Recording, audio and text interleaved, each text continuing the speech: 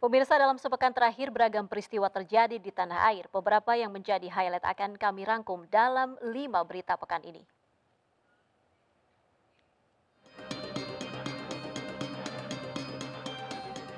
Varian baru COVID-19 dengan tingkat penularan 70% lebih tinggi ditemukan di London dan kawasan Inggris Tenggara.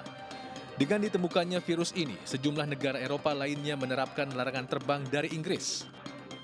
Perdana Menteri Boris Johnson pun pada akhirnya harus menerapkan karantina wilayah untuk London dan Inggris Tenggara sejak 19 Desember.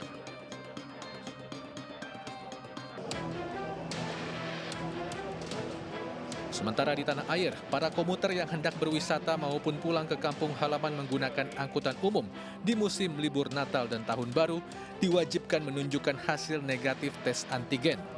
Peraturan ini berlaku sejak 22 Desember 2020 hingga 8 Januari 2021 atau selama masa angkut libur Nataru berlangsung.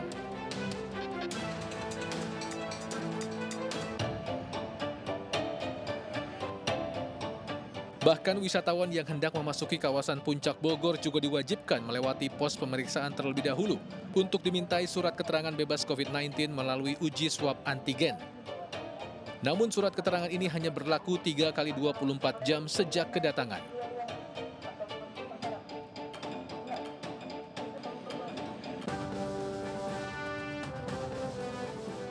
Presiden Joko Widodo melantik 6 menteri baru hasil reshuffle Kabinet Indonesia Maju. Ada 6 kementerian yang kini dipimpin wajah baru yang berasal dari berbagai kalangan, mulai dari wali kota, pengusaha, ahli fisika, hingga ketua Banser.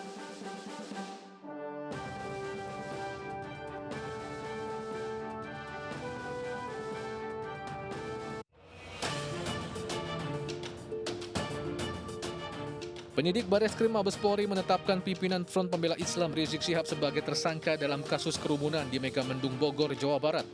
Rizik dijerat pasal berlapis dalam Undang-Undang Wabah Penyakit Menular, Kekarantinaan Kesehatan, dan KUHP. Astagfirullah ya Allah. Astagfirullah, astagfirullah. Astagfirullah ya Allah, astagfirullah, astagfirullah. Pertengahan pekan ini, kota Bandung diguyur hujan deras hingga menimbulkan banjir cukup tinggi di berbagai lokasi. Mulai dari jebolnya tanggul di kawasan Ciputra hingga Pasteur yang menjadi akses objek wisata ke Lembang. Sejumlah kendaraan yang nekat menerobos berakhir mogok. Akibat insiden ini, arus lalu lintas sempat macet hingga 4 km.